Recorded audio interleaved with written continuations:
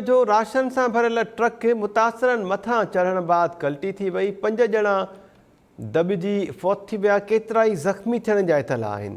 ॻोठ ताहिर मुगेरी वटि हादसे में 5 बरसात सटियल दॿिजी फौत थी विया ऐं केतिरा ई ज़ख़्मी थियण जा इतला आहिनि। कंबर वेझो राशन से भरियल ट्रक मुतासिरनि मथां चढ़ण बाद कल्टी थी पई। 5 ॼणा दॿिजी फौत थी विया आहिनि। केतिरनि ई ज़ख़्मी थियण जा इतला आहिनि।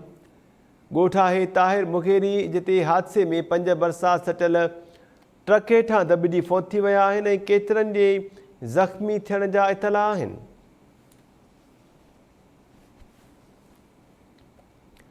कंबर वेझो राशन से भरियल ट्रक मुतासिरनि मथां चढ़ण बाद कल्टी थी पई। 5 ॼणा दॿिजी फौत थी विया ऐं केतिरनि जा ई ज़ख़्मी थियण जा इतला आहिनि।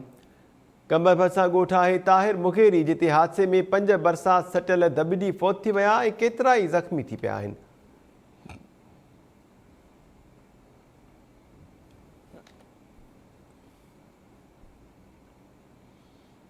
कंबर वेझो राशन से भरियल ट्रक मुतासिरनि मथां चढ़ण बाद कल्टी थी पई आहे। 5 ॼणा दॿिजी फौत थी विया आहिनि ऐं केतिरा ई ज़ख़्मी थियण जा इतला आहिनि। कंबर भरिसां ॻोठ आहे ताहिर मुगेरी जिते हादसे में 5 बरसात सटियल दॿिजी फौत थी विया ऐं केतिरा ई ज़ख़्मी थी पिया आहिनि।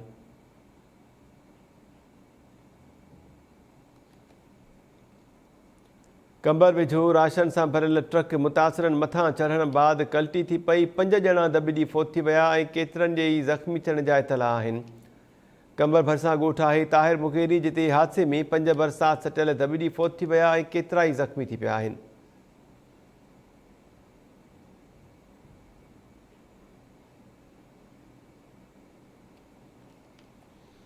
कंबर में ही अफ़सोसनाक हादसो पेश आयो आहे। राशन से भरियल ट्रक मुतासिरनि मथां चढ़ण बाद कल्टी थी पई आहे। 5 ॼणा दॿिजी फौत थी विया आहिनि ऐं केतिरनि जे ई ज़ख़्मी थियण जा इतला आहिनि।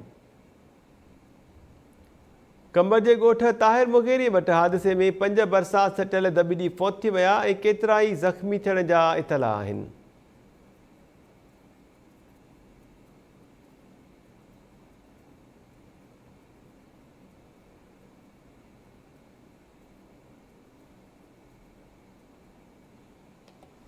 कंबर वेझो राशन से भरियल ट्रक मुतासिरनि मथां चढ़ण बाद कल्टी थी पई आहे। अफ़सोसनाक हादसे के नतीजे में 5 ॼणा दॿिजी फौत थी विया आहिनि ऐं केतिरनि जे ई ज़ख़्मी थियण जा इतला आहिनि। कंबर भरिसां ॻोठ आहे ताहिर मुगेरी जिते हादसो पेश आयो आहे। 5 बरसात सटियल दॿिजी फौत थी विया आहिनि ऐं केतिरा ई ज़ख़्मी थियण जा इतला आहिनि। कंबर वेझो हादसो पेश आयो आहे। राशन से भरियल ट्रक मुतासिरनि मथां चढ़ण बाद कल्टी थी पई। 5 ॼणा दॿिजी फौत थी विया ऐं केतिरनि जे ई ज़ख़्मी थियण जा इतला आहिनि। कंबर जे ॻोठ ताहिर मुगेरी वटि हादसो पेश आयो आहे।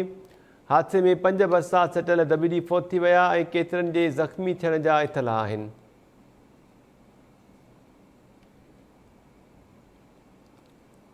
कंबर वेझो राशन से भरियल ट्रक मुतासिरनि मथां चढ़ण बाद कल्टी थी पई आहे। 5 ॼणा ज़ख़्मी 5 ॼणा दॿिजी फौत थी विया आहिनि ऐं केतिरनि जे ई ज़ख़्मी थियण जा इतला आहिनि। इन हादसे जा वधीक तफ़सील मालूम कयो था टाइम न्यूज़ कंबर जे रिपोर्टर अब्दुल रहीम मंगी खां। अब्दुल रहीम, छा तफ़सील आहिनि? जेको हादसो पेश आयो आहे, राशन से भरियल ट्रक कल्टी थी पई मुतासिरनि जे मथां?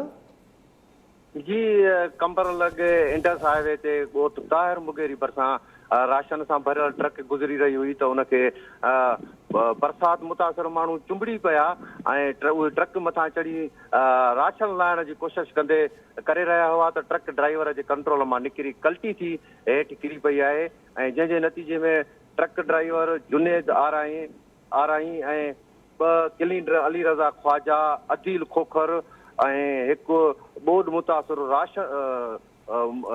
मुतासिर आहे रोशन मुगेरी, उहे मरणिंग थी विया आहिनि, शदीद ज़ख़्मी थी पिया आहिनि, जिनखे बर वक़्तु इलाज लाइ लाड़काना अस्पताल ॾांहुं ॾिनो वियो आहे। जॾहिं त ॿुधाए पियो त पुलिस 2 ज़ख़्मियुनि खे बि खणी वई आहे अस्पताल ॾांहुं, जॾहिं त अञा ताईं कंहिंजे फौत थियण जी तस्दीक न थी सघी आहे। जी।